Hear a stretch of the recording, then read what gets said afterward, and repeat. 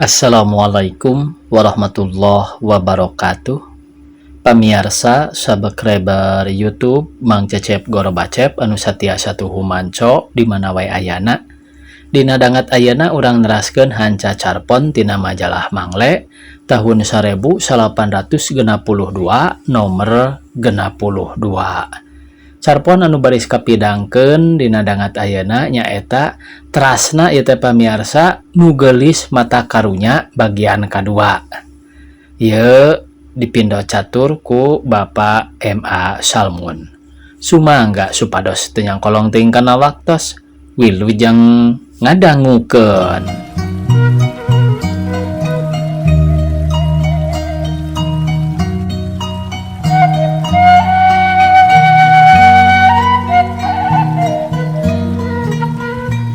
Jejeritan jeung aeuk-aeukanana Neng Bariah kadengeun ku Bi Ijah bubuhan imahna pangdekeutna. Ti sore keneh barang daratang gorombolan Bi Ijah jeung tetangga-tetangga anu lian teh eueuh nu wani turun kabeh ngadedempes bari mopoek. Malah sawareh mah babakuna anu baroga anak leutik reha anu nyingkur ka lebak. Harita mah acan aya istilah ngungsi teh. Bi Ijah anu sering dibura bere dirasanan ku Neng Bariah pohara ngarasa watirna ngadengen jejeritan teh. Najan hatena gegebegan tapi ngawani-wanikeun maneh maksakeun turun ti imah ngajugjug gedong bari culang cileung larempan. Mimitina Bi Ijah ngatayap bari ngadadengekeun cara anu rek maok. Tapi barang geus sidik aman kuliwed blus bae ka jero jalan ti panto dapur. Cetrek ngahurungkeun listrik nu aya di sorondoy jeung tepas. Gerok-gerok sorana rada dipegeg da teu woleh sieun. Neng, di mana Neng teh? Ngomongna kitu bari asup ka kamar sare anu pasiksak awut-awutan balas digedor ku gorombolan si Giman. Tadina mah Bi Ijah rek balik deui bawaning ku kaget nyangka aya keneh pangacau di jero. Tapi ngadenge Neng Bariah ngageroan. Saha eta? Sada Bi Ijah, bibi, tulungan kuring. Bubuhan biasa digawe badag, najan teu kasebut ngora keneh ge. Bi Ijah teh aya keneh tanagaan, gabrug Neng Bariah dirawu, disangkeh. Nanyana hariweus-weus, bade ka mana Neng teh? Dikumahakeun ku si Giman. Ngajawabna rumenghap bangun capek jeung baluas. Hayang mandi, babarasi.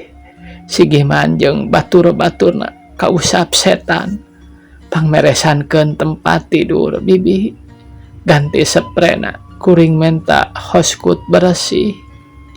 Neng Bariah ku Bi Ijah sirikna teu digusur kana bak kamar mandi. Lain tuluy nyamperkeun lomari anu geus kosong atawa tempat tidur.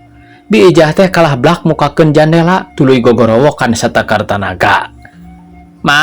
Mang Sartam, Mang Sidik, Mang Haji, oi, tetangga, tulung. Cindakna gogorowan ka tetangga, ras ingeteun yen di Juru Kidul aya kohkol, ngahaja diayakeun garduh pangjagaan ti keur jaman Jepang keneh. Berebet Bi Ijah ka garduh, habok bae nitirkeun kohkol satakar tanaga.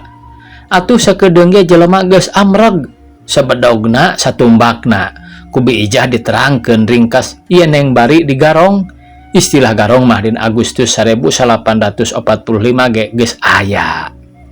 Bubuhan Neng Bariah teh biasa hade ka tatangga atuh harita oge tuluy pada narulungan. Parabot anu pasolengklah urut nu raranjah. Sasapakean jeung eusi lomari liana sabisa-bisa sabeunang-beunang dibareresan deui ku tatanggana. Awewe mah rea anu careurik mangyerikeun mangwirangkeun ku Neng Bariah anu sakitu bager tur hadena. Maiteung bari nyusutan cipanon hareupeun hawu mangnaheurkeun cai bari ngocek-ngocek bubur. Da cenah Neng palai tuang bubur jeung kulup endog hayam. Ambu satar paraji di dinya pahibut ririeus gigiling nyieun boboreh nyieun ubar pikeun anu ruksak. Sawareh merencetan sawareh sasapu. Cindakna kabeh tatangga nu geus rumasa kahutangan kahadean ku Neng Bariah eueuh anu nganggur. Sawatara lalaki diluluguan ku punduh lapor ka polisi jeung TKR alias Tentara Keamanan Rakyat anu haneut keneh. anu hanet keneh di istrenan ge kakara tanggal 5 Oktober 1845 harita mah acan jadi TNI. Nyaritakeun yen Neng Bariah kadatangan garong Sigiman sarta Sumar diculik dibawa kana truk duka ka mana. Anu kungsi ngajamanan kajadian-kajadian dina katompernakeun tahun 1845 tangtu bisa milu nyarita yen harita mah hukum jeung adil teh pohara samarna sabab kaayaan sakuliah nagara keur aya dina ngagolakna revolusi. Tuluy di sawatara tempat mah timbul hukum leuweung nyaeta anu hengker jadi parab nu kuat, saha-saha anu kuat eta anu menang. Rea anu maehan sasama jelema make dalih mata-mata musuh atawa magar aya bukti-bukti bilu ka musuh, padahal ceuk barudak teh mah ngan dumeh sentimen atawa mulangkeun ka nyeri bae. Mun teu kitu urusan ngagugat atawa ngabangkit pakaya. Upamana anu baheula zaman walana ngagade sawah pangaji 200 gulden ayeuna arek ditebus ku 200 rupiah Jepang. Nu ngagadekeun keukeuh menta nebus, nu ngagade teu tarima ari ku duit Jepang mah. Hal kitu beunang ditangtukeun yen anu ngagade teh diroga hala atawa dipitnahkeun magar pro Belanda sabab hayangna oge ditebus ku duit gulden. Ari polisi jeung tentara sanajan harita acan rempeg pakarangna lain henteu wani lain henteu ngarti kanu ngacow teh, tapi dumeh harita keur boga sanghareupaneun anu leuwih berat nyaeta serdadu nikah jeung sekutuna. Kitu deui umumna rakyat nu rea. Kana urusan cara anu karandapan ku Neng Bariah jeung Sumar teh harita mah mani asa teu kaburu pikeun malire teh. Malah nya ieu pisan rariweuhna polisi jeung tentara katut masa bodona rakyat kana urusan kriminal anu ku para pangacow ngahaja digunakeun pikeun kapentinganana jeung pikeun kabeungharan pribadina oge. Nu disebut ngalalauk sabot cai kiruh teh kitu. Nepi ka nyaeta teh aya mangsana urang henteu terang anu mana musuh anu mana batur. Diculikna Sumar oge nya dina usum kitu geus 4 poe henteu aya beja-bejana, boh nu diculik boh nu nyulik. Sabot kitu ari Neng Bariah mah geus cager deui ngan kari baluasna bae, kari seuseuneunana ari awak mah geus pulih. Kalima poena jol Sigiman jeung pirang-pirang baturna dina truk kabeh lengkap marawa bedil, nyaroren bedog, malah aya nu marawa garanat. Ari anu henteu kaharti teh dumeh Sumar bet milu jadi anggota garong. Harita mah disebutna garong keneh acan goromolan. Ari si horeng duduk perkarana teh kieu. Petingan Sigiman ngaranjah di gedong Neng Bariah teh, Sumar teh nya diculik teh mah, tapi lain arek dipaehan. Ieu mah disingsieunnan bari dibibita supaya asup kana kumpulan garong Sigiman. Henteu diceritakeun di dieu kumaha nyingsieunanana, kumaha ngabibitana mah. Ngan salah sahiji ti antara taktik Sigiman teh hayang menang emas inten Neng Bariah sabab keur basa diranjah teh mah kasampak pepeten kosong. Ari ditanyakeun ka Neng Bariah magar teh kabeh emas inten jeung barang nu marahal liana diringkid ku Sagiro dibawa ka Jepang. Kana omongan kitu Sigiman teh aya percayaeun aya henteu. Gedena mah nyangka disumputkeun eta barang-barang mahal teh. Tapi di mana ieu anu jadi kapanasaran Sigiman teh. Ka Sumar nyebutkeun yen manehna teh ku Nyi Bakasem alias Neng Bariah sanyana ngan ukur dijieun parabot jeung kalangenan ti bubudak dijieun jongos. Purah diituh eta dikuah kieu ngalaladenan sanis kara kahayangna. Arek digawe merdeka di luar teu meunang, arek boga pamajikan kanu urang suka teu meunang. Liar sakumaha ilaharna lalaki anu ngora keneh teu meunang. Paribasa teh sagala ge dicukup ku ece. Boga kahayang mah pok bae menta entong asa-asa asal tetep matuh jeung ece jeung ulah boga pamajikan. Bisi maneh teu sadar Sumar, ceuk Sigiman keur waktu ngomongan. Maneh teh dijajah ku Nyi Bakasem teh, hirup maneh teh sanyana henteu merdeka. Jiwa maneh di talian, awak maneh di kurungan. Cing atuh Sumar, ari dina zaman Indonesia merdeka mah sing hayang hirup bebas. Awak maneh teh henteu kurang henteu leuwih ti dijieun boneka hirup ku Nyi Bakasem teh. Jadi tadah parentahna jeung jadi cocoanana. Cing atuh sing eling, da lain sato. Hirup manusa mah apan teu anggeus ku seubeuh beuteung jeung etaeun. Tapi kudu boga kabebasan, bebas liar, bebas mikir, bebas kahayang. Ari maneh? Teu jauh ti Embe Jalu. Cindakna rupa-rupa jeung rea-rea omongan si Giman ngainsapkeun Sumar teh. Sumar mimitina gedag. Ari diomongan deui tuluy gagaleongan, saterusna mah barang diomongan deui tuluy rubuh. Kawujud ku si Giman, jabat ti sieun ku panyingsieunnana teh. Nu dimaksud ku Giman nyaeta hayang terang di mana atawa di saha Neng Bariah nyumputkeun atawa mihapekeun Mas Intena. Geus benang Mas Intena mah, wah si Sumar ieu suntrungkeun bae tina truk sabot bongoh. Ceuk pikir si Giman anu teu aya ras-rasan. Dina peuting kaopat sabada pada ngolo, pada ngempuk-ngempuk, Sumar anu hengker jiwana teh sarta teu bisa ngira-ngira akibat ucapanana, celengkeung bae nyarita. Yen bareto dina bulan Maret tahun 1842, memeh Gudabel anu miara Neng Bariah diasupkeun kana tahanan kungsi sesonoan heula di lantana. Dina sesonoan teh ceuk Sumar ka si Giman magar teh sababaraha kali ngadenge susumbarna Gudabel yen Jepang akhirna bakal eleh sarta Walanda cenah tangtu baralik deui ka Indonesia. Harita teh Gudabel ka tembong mamawa peti besi gedena kira-kira 2 kalieun kaleng biskuit. Pas sorena katenjo Gudabel naik ka para, malah anu nyeklan tarajana ge Sumar pribadi. Gudabel teh pisan nyumputkeun peti besi teh di para. Kadenge ngomongna ka Neng Bariah mah magar teh, sampulun namun balik engke di mana Jepang geus eleh. Sumar ku si Giman sirikna henteu dirangkulan bawa ning atoh. Rarasaanana asa geus top bae ngarawan Mas Inten Neng Bariah nu disumputkeun di para.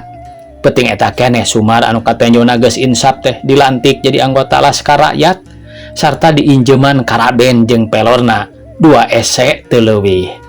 Isukna pabeberang nya ngabrul ka gedong Neng Bariah di lantana teh. Barang burusut oge tina truk balad-balad si Giman teh terus bae pasang-pasang. Ceuk barudak teh mah seteling cenah. Neng Bariah anu seseuneun keneh ku kajadian 5 poe ka tukang, barang nenjo buru 2 abrulan si Giman teh bae ngeleper kabur pangacian. Beungeutna tias cara majid, panonna siga teu cahayaan, olohok tapi henteu awas. Sumar nyamperkeun ka Neng Bariah bari ngulinkeun pohpor bedil. Kieu ieu teh ceuk ulah renjag, ulah reuwas. Ku abdi oge moal bade dikuak kieu. Asal kersa nuduhkeun anu dipilari ku abdi sarerencangan. Brai bae hate Neng Bariah asa caang deui ngadenge omongan Sumar leuleuy kitu mah. Pok nanya, "Ari maneh bet mamanggul bedil kitu, kumaha tadina?" Sumar bangun tak kabur. Apana yeuna teh usum revolusi ceuk. Unggal lalaki misti kapron ngabuburak musuh anu rek ngajajah deui ka Indonesia. Ambuing, syukur bae ece mah. Ari maneh boga karep ngabelaan nusa jeung bangsa mah. Muga-muga sing salamet bae. Sumar ngajawab bari dangah. Tapi ceuk, musuh urang teh da sanes anu dipron bae. Di dieu ge di garis tukang moal boa musuh teh pabaliut. Urang bae henteu terang nu mana musuh, nu mana batur. Malah ceuk, ari terus terang nama, ece oge ku barudak teh disangka mata-mata musuh atawa sakurang-kurangna pro kawalana. Neng Bariah dina hatena ngarenjag asa digebah. Rumasa manehna ka Sumar sok ngomong-ngomong Gudabel, ngarep-ngarep balik deui. Dina hatena mah henteu aya pikiran politik meus-meus acan.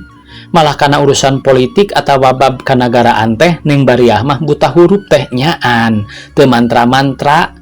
Ngarep-ngarep mulangna di Gudabel soteh, estuning pribadi Gudabelna anu di Arab-Arab. Mangkaning bejana sakur anu katenjo atawa kadenge pro Walanda teh geus henteu dibere ampun deui. Di Jakarta mah bejana rea anu dicap beureum bodas biru. Sabot balangan ku kaki tangan nikah. Jinisna mah teu terang-terang. Karawak bae ditarewak ku pemuda diperenkeun. Bari neuteub sarta hatenah marmir, Neng Bariah nanya ka Sumar, "Nah kumaha kitu nu matak ece disangka mata-mata musuh teh?" Sumar ngadeuketan ngomongna ngaharewos, "Ece ku rakyat umum disangka nyumputkeun senjata pikeun kepentingan musuh." Kakaragan Neng Bariah arek ngajawab, si Giman jeung duaan baturna anu henteu milu sateling nyalamperkeun bari nanya heuras ka Sumar. Kumaha cenah? Kapendak senjata anu disumputkeun ku si Bakasem teh? Tuluy si Giman malih ka Bariah. Maneh rumasan teu? Bari itu si Gudabel kungsi minihapekeun senjata jeung pelor di imah ieu. Memeh indi ditewak ku Jepang. Maneh kungsi nyumputkeun di dieu. Hayo tuduhkeun di mana ku maneh diampihanana. Neng Bariah meni ngagurinjal, hudang mangseuh ka si Giman, siga nu timbul deui wawanena. Gampang si lain ngomong tehnya, dasar kepala penjahat, ngomong teh sengeunahna bae. Si Giman teu loba carita, ukur ngareret ka baturna bari ngomong sekecap, tapi teteh lah maksudna, dumeh bari nunjuk ka Neng Bariah pokna. Jaga. Terus nyalukan baturna nu sejen, nu tita tadi geus sadia taraje. Dibere isarah, dititah nanggeuhkeun taraje kana lawang para. Ari Neng Bariah dihapit kedua anggota laskar anu nyarekel bedil. Teu meunang obah-obah acan, ngan panonna bae giler-giler ka Sumar bangun ijid. Pok Neng Bariah ngomong, "Ieu Sumar, anu nyahoon yen Gudabel ngampihan barang di para teh ngan tiluan. Nyaeta Gudabel pribadi, kami nu boga imah jeung maneh anu harita nyekelan tarajena. Buktina Gudabel geus eueuh. Mustahil bisa nyarita ka si Giman. Kami pribadi acan nyorang ngomongkeun eta. Jadi moal saha deui anu hianat teh diri maneh. Maneh jelema hianat, jelema henteu boga panarima. Ku kami di urusan ti leuletik, disakolahkeun nanaon, dipulung ti pangruntahan pasar, dumeh arek paeh lang layeuskeun. Bet kieu pamulang maneh ka kami. Anu mare senang, dasar maneh anak jelema jahat." Sumar kalamas kelemes diucap-ucapkeun kitu teh, henteu bisa ngajawab. Netep tuluy culungak calinguk, cara monyet nyeri mata. Komo barang Neng Bariah ngorejat hudang tuluy nyiduhan kana beungeut Sumar mah. Sumar teh meuni siga oa ngahakan tarasi, leos ka dapur ngumbah beungeut, teu lemek teu nyarek. Sajahat-jahatna yen nya manehna teh hianat sarta nyelakakeun jelema anu ngarawatan manehna ti leuletik. Sanubari Sumar ngulisik narima yen manehna teh asup kana paribasa nu asih dipulang sengit. Teu kungsi saparapat jam ti tasi beungeut, si Giman katembong turun ti para, nangkep peti besi. Bari pasemona bangun atoh, turunna ge satengah tuturubun tina taraje. Peti anu koncina nogel, kawasna ku Gudabel dihaja kitu, ambeh babari di mana waktuna muka. Diteundeun hareupeun Neng Bariah, disaksian ku batur-baturna, ditetep ku Neng Bariah anu dirungrung ku rupa-rupa rasa. Neng jok peti anu sawatara taun ka tukang sok dibuka ditutup ku Gudabel anu pohara nyaahgeunana sarta bogoheunana ka Neng Bariah. Jepret peti dibuka. Eusina bandera Walanda beureum bodas biru, pistol model Browning jeung pelorna, lamak anu ditulisan Nederland Zalhorizon, anu hartina Nederland bakal timbul deui, sawatara segel jeung surat-surat penting jeung duit logam tiringgitan nepi ka senan. Ditaksir aya pangaji 1000 gulden mah. Sajongjongan sararea hookeun barengong, si Giman kaciri yen pohara haroongeunana, naksir bakal nimu emas inten ari ieu bet nu karitu. Lalamunanana arek ngadadak beunghar teh atuh jadi haseup. Pudik-dik bijil ambek ka Neng Bariah, Malik bari nunjuk-nunjuk. Tuh, dan teh jauh disangkaan, entah geseh ti beja anu ngungeng. Maneh teh Bakasem nya mata-mata musuh anu nyeliwuri di tengah-tengah para pejuang kemerdekaan. Maneh ulah sambat kaniaya, tangtu ku kami dipencit. Karawak Neng Bariah ditewak pepeuteunana, sirikna henteu diseret ka sisi jalan gede. Tenolih anu gugurin jalan, bandera katut nu sajana sina dibawa ku batur si Giman. Di sisi jalan gede, si Giman awong-awongan gogorowokan ngumpulkeun urang dinya sina ngalalajuan mata-mata musuh.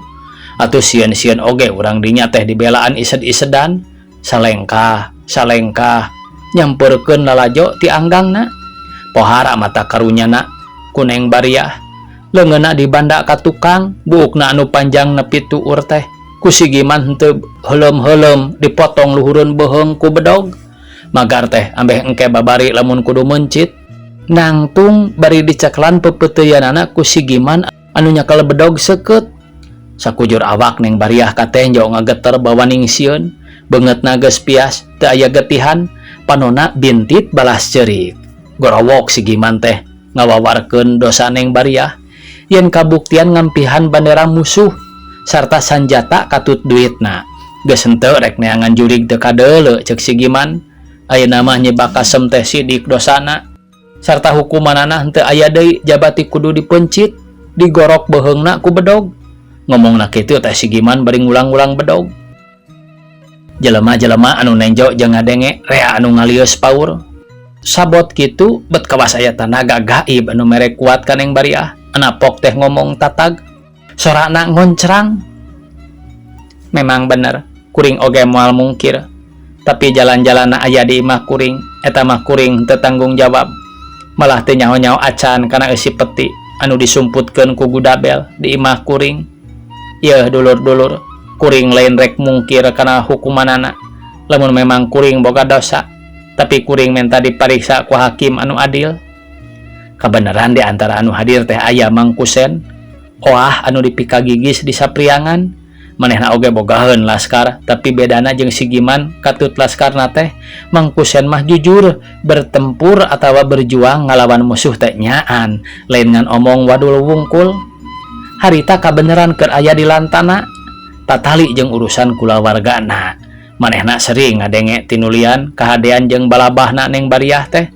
Malah manehna pribadi waktu aya kabutuhan rek ngalunasan sawahna, kungsi ditulungan ku Neng Bariah ka Bang nu rek ngajabal sawah. Dumeh dituduhkeun ku barayana teh. Walhasil Mang Kusen teh jelema anu kungsi kahutangan kahadean ku Neng Bariah. Srog manehna kahareup bangun ludeung teu aya kagimir, cag kana pistol tuluy diacungkeun. Gorowok ngomong, "Hei badaya-badaya, lamun nyai Neng Bariah boga dosa bilu ka musuh sarta kalawan sadar jeung ngajak ngampihan banderana katut sanjata, memang saapikeun dipencit.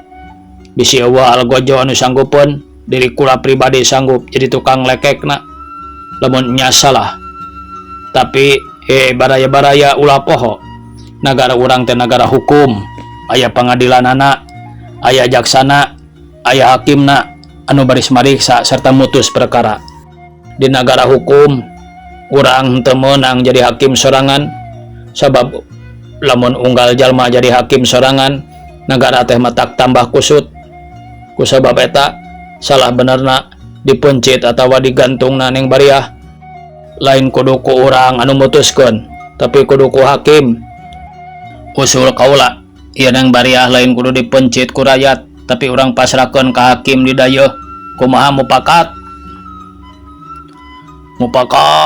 Mupakat, cenah ceuk nu rea manis siga nu tina sasungot. Mang Kusen mali ka si Giman bari nodongkeun pistol. Sia Giman, bejana sia teh kalah ka ingkig jeung wawadul bae ngajakeun laskar teh. Ayeuna kabuktian sia wani teh ngan ka awewe hengker dari ka Gurkha ka Nika ka Inggris mah sia teu wani nempo-nempo acan. Ayoh laan ieu borogot Neng, gawat bisa di pistol sia ku aing.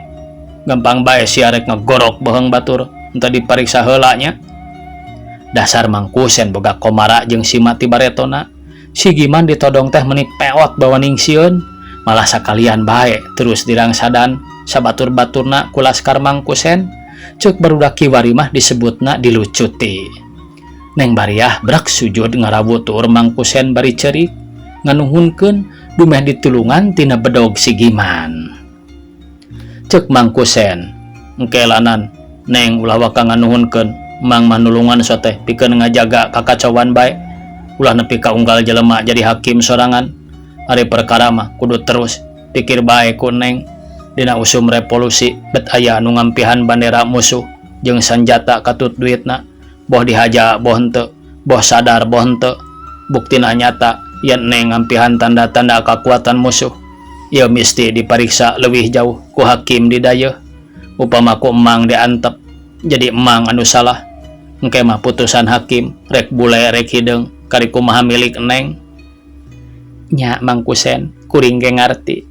Ceuk kuring ge da lain rek nampik dosa, lamun nya teh mah kuring salah ngan hayang dipariksa ku hakim anu adil. Hayu urang deheuskeun ka hakim atawa ka polisi. kuring moal mungpang ayeuna ge milu ngan hayang diidinan pamitan heula ka urang dieu bisi kuring henteu balik deui. Najan wah da lain jelema jahat mangku sente semot wah bae hatena mah bersih. Neng Bariah diidinan sasalaman jeung urang lantana teu kudu dicaritakeun ari bari careurik nama saayana urang lantana boh lalaki boh awewe bari jilan Cipanon. Pikeun maraneh namah Neng Bariah teh awewe bager anu gede amalna rosa tutulungna ka urang dinya. Pikeun maraneh namah anu buta politik anu teu mais teu meulem kana urusana kanagaraan. Neng Bariah teh jelema hade anu teu aya ku ciwana teu nyahoan teu ngartieun bet make disebutkeun bilu ka musuh teh nakarah iraha teh ya nyorang salimud jeung nikah atawa walanda teh dicaleungceurikan ku sadesa anu ngamreg dumeh pabeja-beja.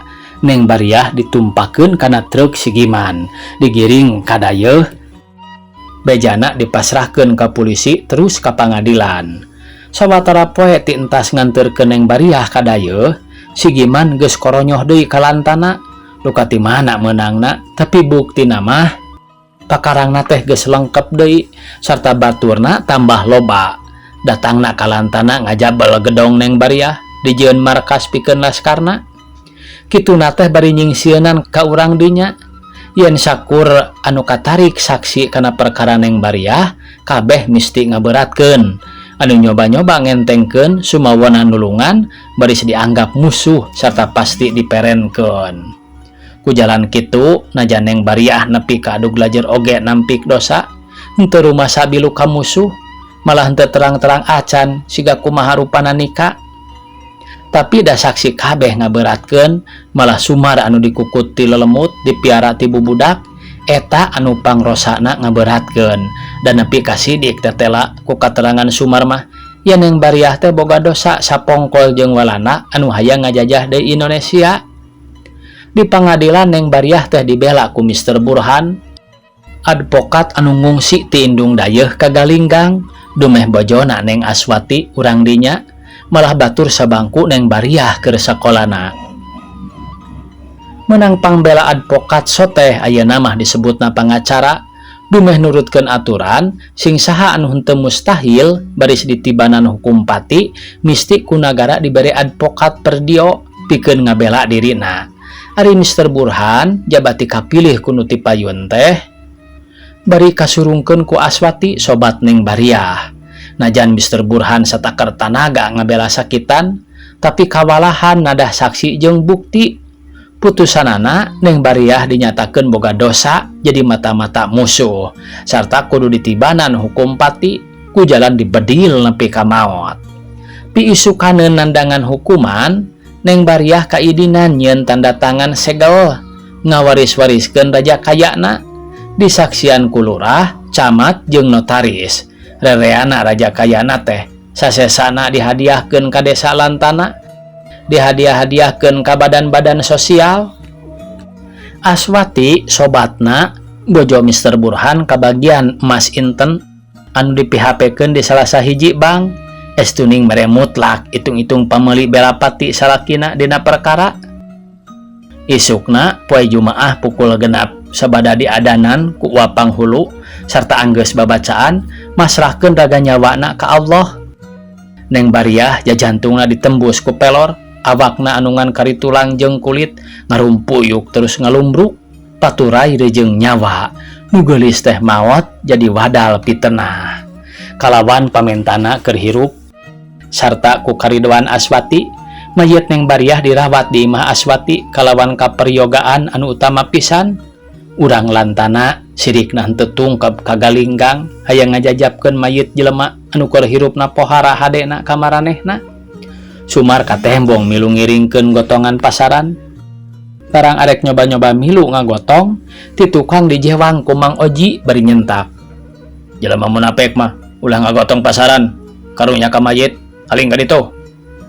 Ti seret harita les teu beja teh carita kaayaan Sumara teh. 12 tahun ti harita di pakuburan Sirna Suni sisi dayeuh Galinggang aya kuburan nu kaitung mewah lamun dibandingkeun jeung kuburan anu pangreana. Dina maesan anak kaciri yen kuburan Neng Bariah ngahaja di alus-alus ku Aswati anu satia. Pangsaeutikna sataun sakali masok aya urang lantana anu nyekar kadinya. Malah kirurah Pareman mah angger unggal lebaran ge merlukeun nyekar ka arwahna jelema anu gede pisan pitulungna ka desa jeung pangeussi lantana. Darea anu tibelat atuh urang lantana teh ku kahadean Neng Bariah keur hirupna. Nepi kasok jadi paribasa. Lamun seug aya keneh eneng mah ceuk anu humandeuar rea kabutuh. Poe eta ti isuk mula aya lalaki ngadeluk teu cengkat-cengkat ngerangkulan maesan. Bari terepeh-repeh ceurik, beungeut jeung pakeanana pohara kalotorna, panonna celong, beungeutna pias cara mayit. Awakna begang kari kulit belewuk, mungkus tulang. Sabrehan oge kaciri yen katerap batuk gangsa. Ceuk barudak ayeuna mah TBC cenah. Estuning pohara pikarunyangeunana. Kabeneran aya nu imahna deukeut kadinya nganyahoankeun lalaki teh disampeurkeun dibawa nyarita. Ari nembalan sorana harosos sada entog manila lamun beres mah nyaritana sarta harus sorana tangtu kieu kuring teh sumar anak kukut Neng Bariah nu dikubur di dieu ti barang indung kukut kuring maot hirup kuring pohara sangsarana milu jadi anggota gorombolan si Giman, hirup lelewengan, menang 5 tahun lelewengan, waktu ngagarong di Cijahe, si Giman jeung sawatara baturna, katinggang imah rubuh seneuan, ari diubaran di leuweung, cager namah cager, tapi si Giman jeung batur-baturna jadi tanpa daksa, hari rup ge teu bisaeun nyiar kipayah, ari lain jajaluk mah.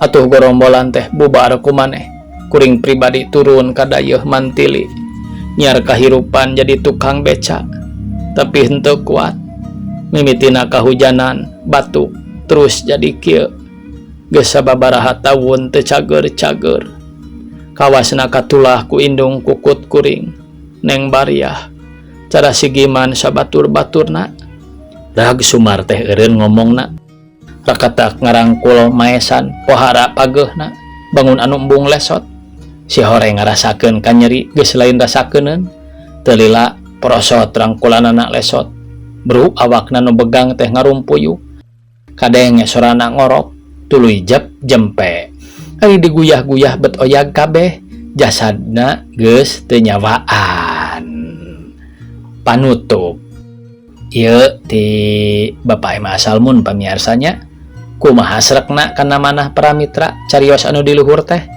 nah asa kajadian di tanah Sunda atau napi henteu di mana kinten-kintenna kajadianana teh di Garut, di Cianjur, di Purwakarta, di Serang, di Kuningan henteu di mana-mana margi ieu carios teh sakadar kengeng nyadur tina riwayat Madame du Barry anu diihtisarkeun ku J.W.A. Van Sus kajadianana ge di Prancis akhir abad ka-18 manawi kalandep ku para mitra kitu cenah ieu pamiarsa ieu teh saduran kengeng Bapak M.A. Salmun sakitu anu tiasa kapihatur wassalamualaikum warahmatullahi wabarakatuh.